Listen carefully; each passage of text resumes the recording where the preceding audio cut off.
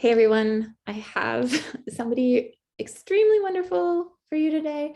This is Seth Stephens-Davidowitz, and he's the best-selling author of Everybody Lies, which first introduced me to his work. You've done TED Talk, you've done like crazy, amazing talks as well. You lecture at the Wharton School. I was, no longer.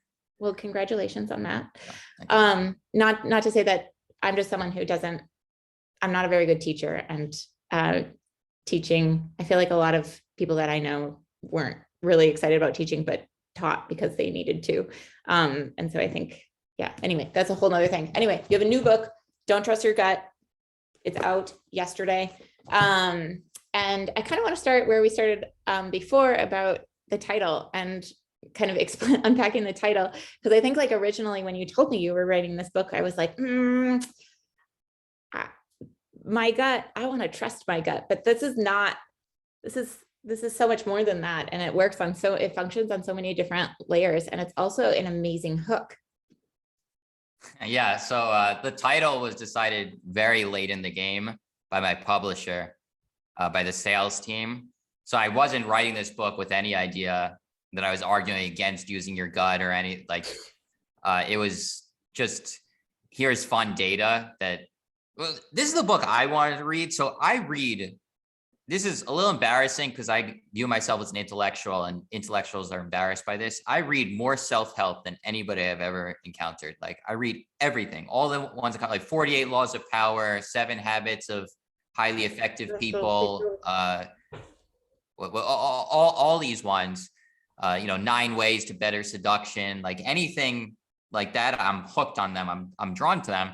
But I always read them and I'm like, they're not that convincing because they don't have like data in the way I expect. Like they don't have data, the type of evidence that I expect in a book.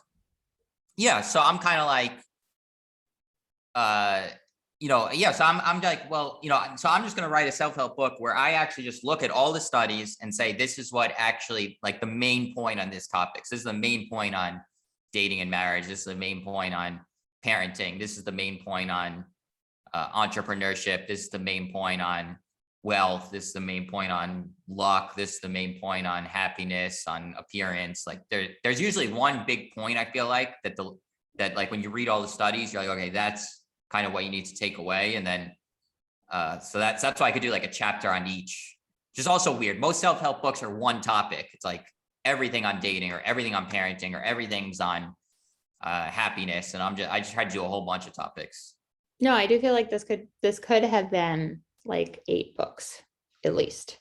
Yeah. But I appreciate the brevity and the sort of breadth of how you're applying data to like these sort of commonly misunderstood nebulous entities like happiness and love and success even. But can we go through and just maybe talk a little bit about some of the takeaways from each of the yeah, for sure. Maybe starting again with dating and romantic relationships, because I think a lot of the sort of environment right now is kind of depressing seeming in terms of what people like and what actually makes them happy. Can you talk a little bit about your findings or sure? And I always need to give a shout. So one of my best friends, Logan Urey, is a world-class dating coach, and she's written a book, How to Not Die Alone, that like I'm hoping this chapter will whet people's appetite enough that if they really need dating advice. She talks about what you should put in your profile picture and a million other things, and she's really more the dating expert than I. But I think the main point that I took away from the research on dating is that there's just a massive disconnect between what people try to date and what actually makes people happy. In that the data from online dating sites show that people are drawn to these very superficial traits, conventional attractiveness, obviously, height in males. 70% of women on Bumble have a height cutoff of 5'10" or above, which means they're immediately knocking off 50% of the male population. Similarity to oneself. I talk about you're 11.3% more likely to match with someone who shares your initials. Like all these very superficial traits about people. Race, it's disturbing. There's great evidence of racial discrimination in dating towards African-American women and Asian males. And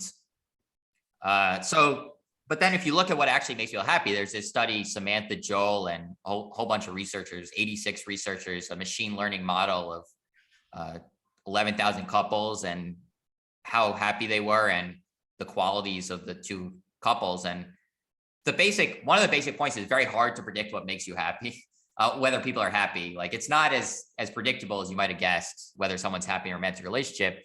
And if there's anything that makes people happy, like the number one thing is basically things about yourself, and usually it's like psychological traits about yourself, basically how happy you are outside of your relationship. It's like, are you a person generally satisfied with life or generally, happy? It's kind of that like sometimes the data just confirms these really cheesy self-help lines, which always bothers me because I want the data to like be like really mind-blowing and whatever. It's like, no, there's a self-help line. You can't be happy with someone else until you're happy with yourself first. And it's totally true in the data. But to the extent there's anything about someone else that makes you happy, it's that's more likely to increase your odds of being happy. It's these psychological traits, things like having a growth mindset, being conscientious, being satisfied with life, having a secure attachment style. And that's like, those are not the things that necessarily people are optimizing on. I think a lot of people, my theory on dating is a lot of people who are either perpetually single or in bad relationships are just way too obsessed with physical appearance. Oh, I was going to say something completely different, but I think that and you're probably accurate on this because you've done research and done understand it more, but I was thinking more so that I feel like and maybe this is a gendered opinion, that there's like this savior complex, or like wanting to help someone become happy, and then like the sort of affirmation or validation you get from that, I think is a really strong. Oh, interesting. So people go after that. That's actually true. So I went through a period, I went through a period where I was severely depressed for about 10 years. Thankfully, those days are behind me. And I will say that I felt like some women were almost a little too drawn to that. I'm trying to think about why this would be, because I've never actually talked about it out loud. Yeah, I hadn't thought of that. There probably is some truth to that there's, there's something not, kind of the tortured artist. Maybe I was a writer on top of it. So like the depressed writer, I'm the one who's going to take care of him and like foster his brilliance or their brilliance. And like really, that's a good point. And which is, it's also like, it's like a facade of personal affirmation that doesn't actually work or exist. For the person, the savior complex, I guess also this would fall under. So I want you to talk about parenting. This was also, I think, just like mind-bogglingly interesting. Can you talk about, so I think the like main like tagline, actually it came up on my newsfeed last night. You just had something published in the Atlantic. Is that true? Yeah. Which congratulations. That the single most important decision you have as a parent is where you live. Yeah, I think that, well, no, I would say the single most important decision you have as a parent is who you reproduce with. Oh, okay. It takes it back.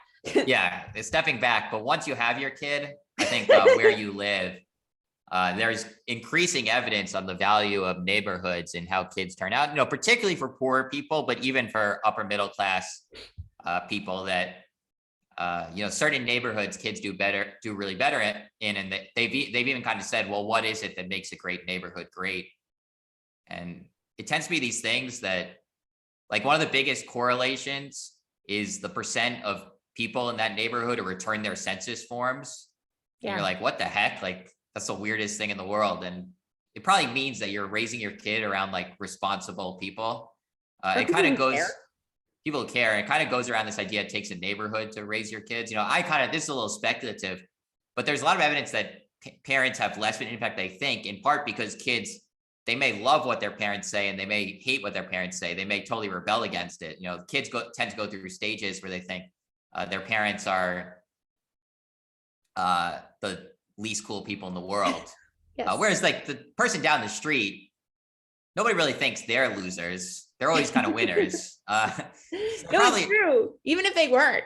yeah. Uh, No, I'm but- even thinking like when I was a kid, there's this guy who always, anytime we'd hang out, anytime he was a kid's parent, he's at school, anytime there was like a basketball game, he'd go on the court and start dribbling between his legs and doing like crazy shots to impress everyone. And looking back on it, I'm like, this guy was a loser. Like, to try to get your success, first of all, he's hogging the court from the kids, so they couldn't practice. So he could be on the court showing that off in his 40s that he could dribble between his legs, which isn't even that impressive. So this guy's like a loser looking for validation from 8-year-olds and stealing their court. But I thought he was the coolest guy ever. I'm like, I want to be like that when I grow up. I want to dribble between my legs. So, I think you do need to think more about the adults you're exposing your kids to, because they're going to probably think they're pretty cool and may be motivated to act like them. Well, I think it's funny is my partner has a godson who Josh is an architect, and he's very outspoken against studying architecture, being that it's a horrible, thankless, very difficult job that you are never compensated for. But anyway, his godson, like I will watch him say that to his godson, and then Nate will write papers about how he wants to be an architect. And so there's this like weird disconnect on like, we don't really listen. We're sort of listening with not our ears and language to like more about what people around us who we admire are actually doing. You said something in here, or maybe you didn't say something in here. Maybe you just said, I wanted you to talk a little bit about if you had any advice, about where to live if you're a parent, or how to choose. Like if you're just looking at sort of I think the website you kind of. There is a website that literally breaks down incredible. The likelihood of every neighbor in the United States. I think making a decision based on that website may be taking the data a little too far. Because you got to go to the website. It's, the numbers bounce around a lot depending on, exactly what you put in. And it's from tax data from kids who grow up in the 1980s. Although the researchers have found that it's still over time, the good neighborhoods seem to stay good. So there is probably some information there. But sorry, I've tried. I think the major thing you can do is just like if you're moving to a block, like walk around that block and like talk to the adults there and be like, do you actually want your kids to turn into these types of people? Because it could happen. So that's what I would say. And then the one other thing I wanted to ask you about was if you had any comments, because you don't really talk about, you kind of like transition from dating to parenthood, but like how, I guess it's kind of implied that the partner you choose, like you going back to like that being the most important thing, to choose a partner well, to have children. Is there any data that sort of suggests how beyond,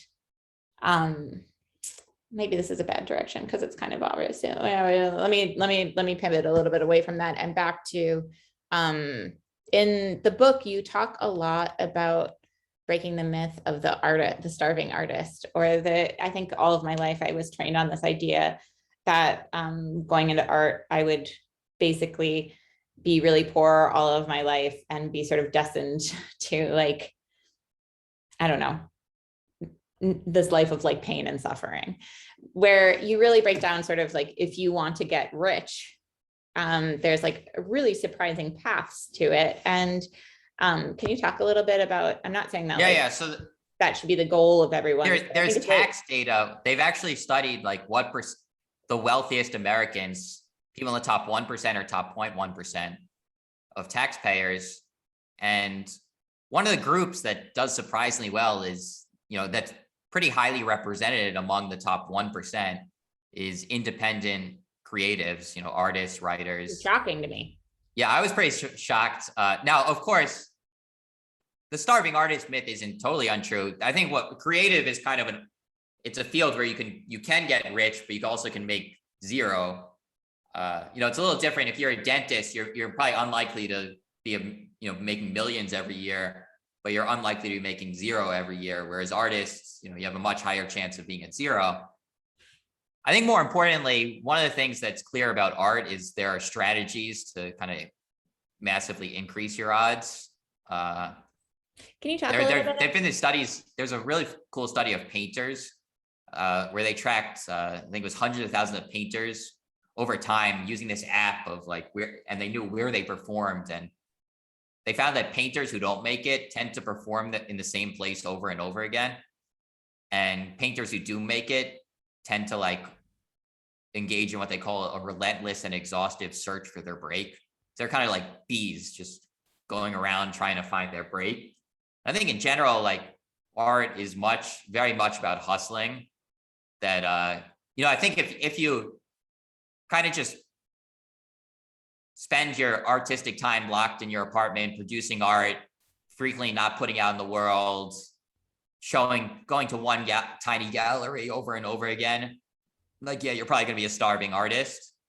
But if you like produce a ton of work and travel widely and network like crazy, like it's not as insane as I would have thought it was before I saw the data, where it's like, and it's actually, I can relate to a little bit in my own life because, I have had kind of I did get a raise when I quit my job at Google to be a writer, which surprises people. But that was because I hustled like a madman to make it happen. Mm-hmm. And, you gotta art's about hustling. So, hustling as an artist is not an insane career path, I would say. I think, could you break down, there was a specific equation of like people who start LLCs or business entities in creative fields, like how the success rates are actually much higher than say restaurants? Yeah, but that's a little misleading because it's only data on people who started a corporation. Oh yeah. Like you're only starting a corporation as an artist if you're like already very successful. So like the starving artist isn't necessarily starting an S corporation for their business. So I don't know.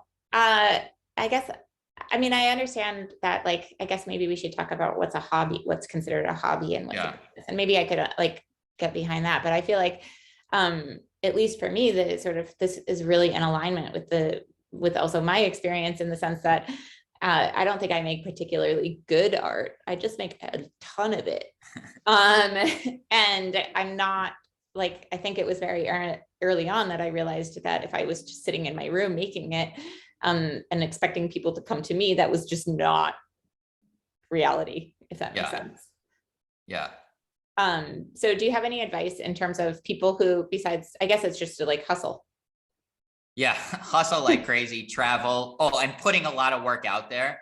So there have been these famous papers that have found a relationship between the quantity of work someone produces as an artist and the various, good outcomes. Yeah. And no. I think partly that's because there's so much luck in art. There's so much randomness in like which of your piece takes. I talk about why the Mona Lisa is the most famous painting in the world. I hadn't known this. I don't know if you had, but I did, but only because I went to art school. Yeah, it was like it was this crazy heist that like captivated the world for 2 years. That the Mona Lisa was just like one painting in the Louvre, and then it was part of this heist and became like this international sensation. Who stole it? And then next thing you know, it's the most famous painting in the world. And kind of what that says is there's a lot of randomness. So you want to have more art out in the world to like let your painting be stolen. Let something happen to your painting that takes it into the stratosphere by having lots of paintings out there. So I think perfectionism is really dangerous as an artist.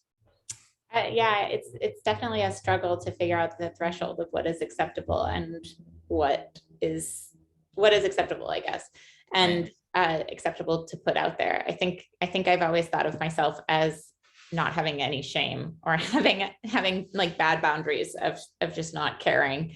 And if it speaks to someone, great. If it doesn't, I'll just keep going, or keep trying things until something sort of works or feels right.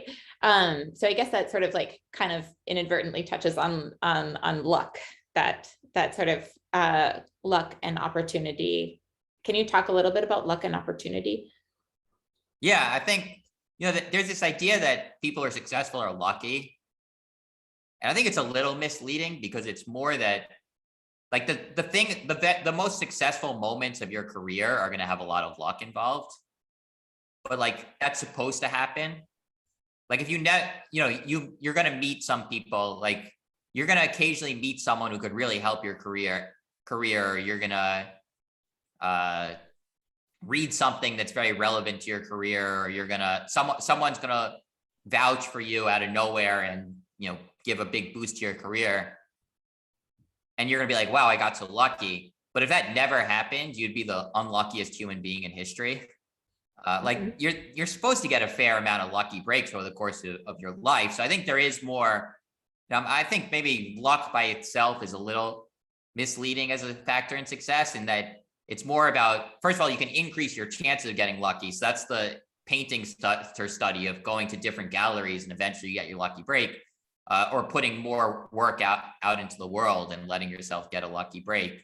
And and then it's also about capitalizing on the luck you get. So when you meet the right person, do you recognize how good an opportunity you have, and do you prepare well enough? And, like that, when Carissa reaches out to you, do you say yes and realize this is the break I need to make my career? Oh yes. Can you talk a little, there was one other thing that I felt like we didn't touch upon in the sort of like business section. But it's something that I don't know if you're going through this yet, because I don't know how old you are, but I'm almost 40, or I just turned 39. And this sort of, I felt like ever since entering my 30s that I was worthless in terms of like innovative ideas. And can you talk a little bit about like starting a business and age and innovation, and sort of the myth of the outsider? Or there are all kinds of myths around entrepreneurs. And one of the myths is the myth of youthful entrepreneurs, that, we think of Mark Zuckerberg and Bill Gates and Steve Jobs. They started their business in their late teens, early 20s. We actually look kind of a much larger sample of entrepreneurs. The average successful business entrepreneur is in their mid 40s. And this shocked me. The odds of a business succeeding increase until the age of 60. Yeah, I was so excited about that. Yeah, everyone's excited. That's kind of everyone loves hearing that. But I didn't even include the book. This goes more generally. So you'll enjoy this as far as innovativeness being behind you. The most common age of a best-selling novelist, their first novel is, I think, mid 40s, maybe late 40s. I did not know that. I forgot to put it in the book. I should put it in the book. Oh, well, yeah, that's fascinating. Yeah. And also exciting that it's still ahead. Yeah. So I think, like practicing and learning things over a long time. So the other thing about the entrepreneurs is there's this myth that you want to be an outsider, like that if you know a field too well, you're going to be kind of too constrained by your knowledge and you're not going to be creative enough. You need to kind of come at things from the outside. I think that's basically a myth, that it's clear in the data, the odds of creating a successful business increase the closer you are to that field. And so it's kind of like you want to learn over a long time about a topic and then you're ready to start your business. So there are myths, like the opposite ideas kind of capture our imagination. We love hearing the story of a youthful entrepreneur, someone who just created a business without knowing anything about, or like a novelist, let's say a novelist who had never written a novel before, and then they, like, out of nowhere, they create a masterpiece. We love those stories. Like most people, it takes a lot of practice and time to get good at something. And, it's not kind of the overnight sensation is a lot rarer than we think. So I think there's something comforting in this, because you look at these charts, they're kind of obvious, but like you have to look at the charts to so you don't get distracted by the noise of the world. Because the world's kind of always telling you, stop everything you're doing and create a business in some field you know nothing about. And owning a car dealership. That might be one of the big takeaways of your book. I should have owned a car dealership if I really wanted to get rich. Yeah, there's a study of tax data that the typical rich American is the owner of a mid-sized business, such as an auto dealership or beverage distributor. Yeah, I would never. No. I'm unfortunately uninterested in those paths. Yeah. but that's why I guess you were happy to learn that independent creatives are also, well, yeah, it like gave me hope.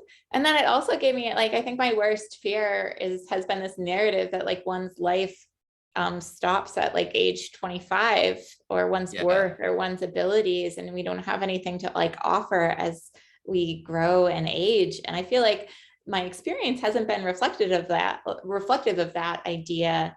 It's been like, it's constantly changing, and without like, it's nice to be able to lift that value judgment. But don't you also look at like, when I was in my 20s, I was such an idiot. There's yeah, I mean, I made some pretty, like, I would say now, morally dubious decisions, like maybe dating multiple people at the same time and like not telling them, or like doing things that I think maybe, and still like considering myself like a good person. And I think that I think that, or like not paying for bus rides if I thought I wasn't going to get caught. Like I think my moral compass has kind of, what do you regret that you did in your 20s? I should stop admitting what I did. No, well, my big regret in life is not taking my depression more seriously. Like I was just severely depressed for a long time, and I didn't put that much time or thought into it. I literally just like was like, oh well, whatever, I'm depressed. And what made you change?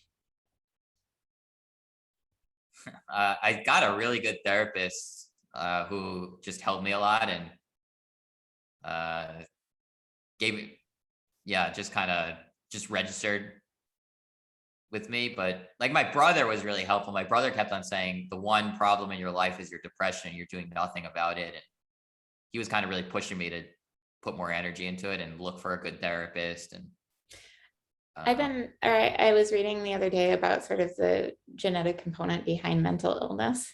Yeah. And it's, I don't know if this is interesting to you, and this is kind of a side topic, so maybe we should just briefly touch on it, but it's kind of baffling to me how these sort of conditions can really run in families, and yet we're still like blinded by them or can't do anything about them. Yeah, kind of, as at times made me wondering if I should have kids, because like, or am I going to pass on this depression to them? I have lots of thoughts on this and would love to hear more about it, because this is something I feel like for 15 years I thought about, and then had a kid. But you have depression, or? Oh, I think I had depression and anxiety. But I think I've been on medication since I was 16. Right. To kind of help curb off the sort of suicidal ideations and things like that. But I also came from a family of therapists. And so I think that was really helpful. And I don't think I would have had access to that those sort of treatment plans had I been in a different situation. So I think for me, mental illness is, again, like a lot of it is scary and not treatable, but a lot of it is treatable. And there are things, I mean, I'm sure you know through the data that there are things like sitting at a beach in an 80-degree day with someone you love that can be helpful integrating those things. I think you said in, I'm not sure if this was a book or if it was an interview I was reading from you, that you moved by the water. I did not. Okay. It's cheating to say I moved by the water. I moved a block from the East River in New York City, which I don't think is quite the. But don't you walk by the water? I do take a walk by the water. And do you feel better? I do feel a little better walking by the water. Though I don't feel like the East River in New York City has quite the same. I don't know. I find it pretty charming. Yeah. But yeah, I do. And I've taken a bunch of beach, like I've taken more of my vacations by the beach due to this research. So George McCarran and Susanna Morato did this study where they found that it was so convincing to me. Like most studies I read, if I'm going to be totally honest, I don't believe, because I just feel the methodology really isn't convincing. But this study was so convincing, and they said that basically you get a big boost in happiness being in nature, particularly near bodies of water. So now I do I take walks by the water. I include a picture in the book of a nice water landscape. I think maybe that would cheer people up. I don't I know, maybe I should do more landscapes. Seth, we are way over time. Thank you so much for spending so much extra time with me. I'm going to put a link for everybody to Don't Trust Your Gut and Everybody Lies, which is also earth-shatteringly interesting. But Seth, thank you so much for doing what you do. I'm really glad you quit your job at Google and devoted your time to writing, because it definitely helps me kind of like make sense of why I am where I'm at, and sort of the inherent things that maybe I didn't choose, but also like helped me get here, if that makes sense. Thanks. Take care, and thank you again. Thank you so much, Chris.